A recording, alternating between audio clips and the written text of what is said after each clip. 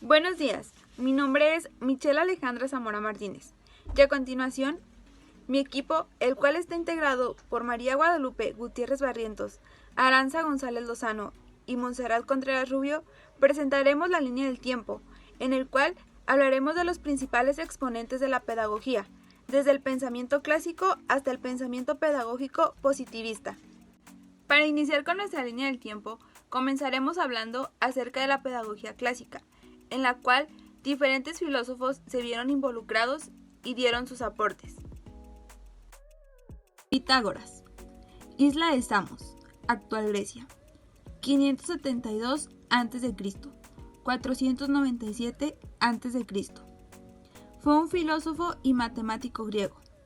Formuló el conocidísimo teorema que lleva su nombre, según el cual la suma del cuadrado de los catetos es igual al cuadrado de la hipotenusa.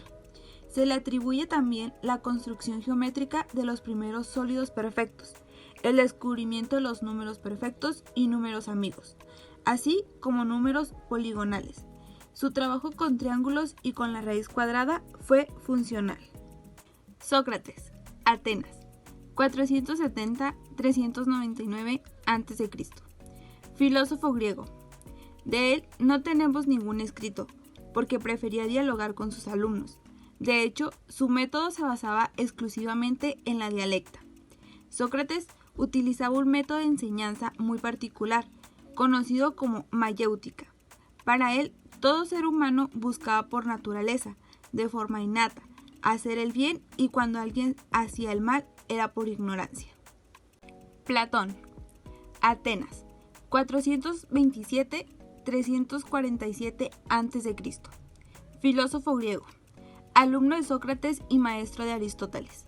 Considerado el fundador de la filosofía académica, pretendía una educación municipal para evitar la pretensión totalitaria. Así, la enseñanza se sometería al control más próximo posible de la comunidad. Toda enseñanza debería ser pública. Aristóteles, 384 a.C., 322 a.C. Fue discípulo de Platón. A los 17 años ingresó a la Academia de Atenas, donde permaneció estudiando y enseñando durante 20 años hasta la muerte de su maestro Platón. La escuela fundada por él fue el Liceo. Constaba de un edificio y el jardín. Los discípulos de Aristóteles eran conocidos como peripatéticos, pues se dice que mientras él impartía su enseñanza, caminaba dando vueltas por los patios del Liceo. Y Sócrates, 436 a.C., 338 a.C. Orador ateniense, oriundo del demo ático Erquía. Creó su propia escuela en la que impuso un sistema de educación global a sus alumnos por medio del cual podían convertirse en hombres exitosos, al dominar todos los resortes necesarios para obtener el triunfo dentro de su propia casa y en el estadio. En su escuela, el estudio y el dominio de la retórica tenían así un papel destacado. Con ello, no hacían más que seguir las bases educativas de los sofistas. A lo largo de la historia, la educación ha sido modelada por diversos autores. Ellos han realizado transformaciones para que nosotros creamos diferentes perspectivas de lo que es la educación y a su vez nos han ayudado a entender mejor lo que es el sistema educativo y cómo funciona. Después de los pensadores de la antigua Grecia, en la Edad Media retomaron este tema de educación y pedagogía. Fue Saint Martín de Tours, quien nació en 316 y murió en 397 después de Cristo, quien muestra una meta educativa en la corte de Aquisgrán que estaría presente en la educación medieval. Carlos Magno no se quedó atrás durante su mandato. Él se preocupó por las deficiencias que presentaba la educación de su época, por lo que decidió fundar 3 establecimientos de institución, las cuales eran escuelas para el pueblo, escuelas superiores y seminarios de música.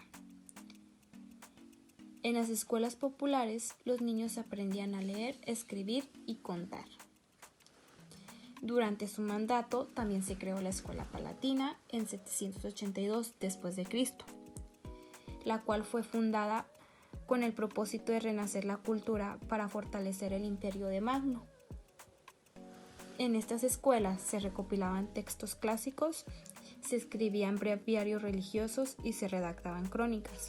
Tiempo después, durante esta misma época, en el siglo IV, se creó la escuela monástica. En esta escuela la pedagogía fue esencialmente la creación de una sólida institución. Aquí la Iglesia cumplía ahora la tarea de conciliar la educación clásica con la educación salvadora del Evangelio. Estaba dedicada a la educación del clero para formar monjes y sacerdotes que sirvieran a la Iglesia católica. Tiempo después, otro pensador pedagógico fue Santo Tomás de Aquino. Él también fue un teólogo y filósofo católico perteneciente a la orden de predicadores.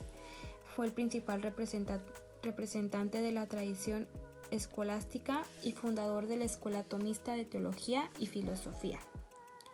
Santo Tomás de Aquino también es conocido como el Doctor Común, el Doctor Angélico y el Doctor Universal. Yo les hablaré sobre los principales expositores de la pedagogía moderna, en la cual participaron Juan Amos Comenius y René Descartes. También sobre la pedagogía ilustrada. En primer lugar tenemos a Jean-Jacques Rousseau, a Johann Heinrich y a Johann Friedrich. Juan Amos Comenius nació en 1592 y murió en 1670. Una frase célebre de él es: el maestro debe enseñar no todo lo que sabe, sino lo que el alumno puede asimilar. Fue el primero en proponer un sistema articulado de enseñanza reconociendo el mismo derecho de todos los hombres al saber. Para él, la educación debería de ser permanente. René Descartes nació en 1596 y murió en 1650. Fue considerado el padre de la geometría analítica. Una frase célebre es: daría todo lo que sé por la mitad de lo que ignoro. Hizo aportaciones fundamentales en la mecánica, la óptica, la geología y además de sus contribuciones a la antropología y a la medicina, es considerado el fundador de la psicología. Pedagogía ilustrada. Jean-Jacques Rousseau, 1712 a 1778. Una frase célebre es: hay un libro abierto siempre para todos los ojos, la naturaleza. Una de las importantes claves de Rousseau es diferenciar a niños y adultos en cuanto a su aprendizaje. Hasta su época se educaba a los niños como si fueran adultos en pequeño. Heinrich Pestalozzi, 1746 a 1827. Una frase reconocida de él es: el animal es bueno para todo lo que debería, el hombre es bueno para nada, pero lo aprende, ama y ejercita. Creía que a los niños no se les debe proporcionar conocimientos ya construidos, sino la oportunidad de aprender sobre sí mismos mediante la actividad personal. Johann Friedrich Herbart, 1776 a 1841. Un pensamiento de él es: todo lo que las mentes más grandes de los tiempos han logrado hacia la comprensión de formas por medio de conceptos se reúne en una gran ciencia, las matemáticas. Considerado el fundador de la pedagogía como disciplina científica. Él consideraba al maestro como un artista cuya misión es educar. Aplicaba un modelo pedagógico considerando como fin educativo la formación de la moralidad en un enfoque psicológico. Yo les hablaré sobre el pensamiento pedagógico positivista y de los filósofos que fueron parte de ella. Como primer filósofo tenemos a Auguste Comte de 1798 a 1857, que fue la primera persona en utilizar el término positivismo. Su sistema positivista de la educación lo dividió en dos etapas. La primera etapa es el aprendizaje informal y sistemático, el cual comprende lengua, literatura, música, dibujos e idiomas extranjeros. La segunda etapa es el estudio formal de las ciencias, que comprende metafísica, astronomía, física, química, biología, sociología, estética, lenguas griegas, latinas y la moral. Como siguiente tenemos a Herbert Spencer. de 1820 a 1903. Sus aportes han servido como fundamentos sólidos de la educación actual y están escritos en su obra La educación intelectual, moral y física. Él entendía a la educación intelectual que era no aprender de memoria, la educación moral, enseñar que todas las acciones tienen consecuencias, y la educación física, evitar la fatiga mental, tener una buena alimentación y la conservación de la tierra. Como siguiente y último, que fue parte de la pedagogía positivista, tenemos a Émile Durkheim, de 1858 a 1917.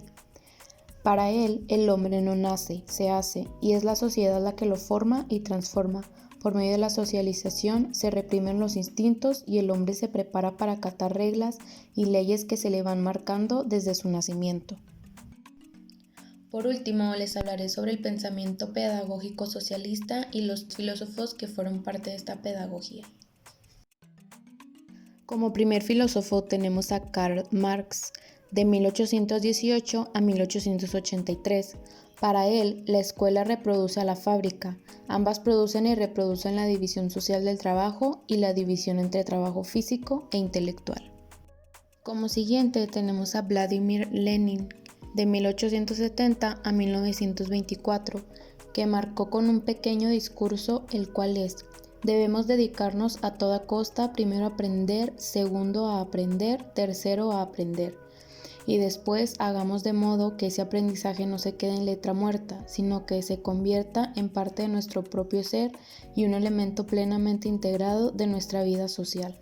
Tenemos a Anton Makarenko, de 1888 a 1939.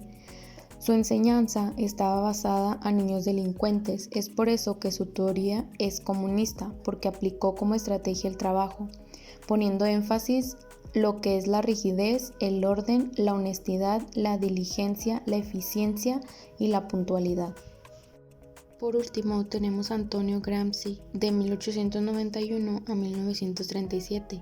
Según él, para educar es necesario un apartado cultural a través del cual la generación anterior transmita a la generación de los jóvenes toda la experiencia del pasado y les haga adquirir sus inclinaciones y hábitos, incluso los físicos y técnicos que se adquieren con la repetición.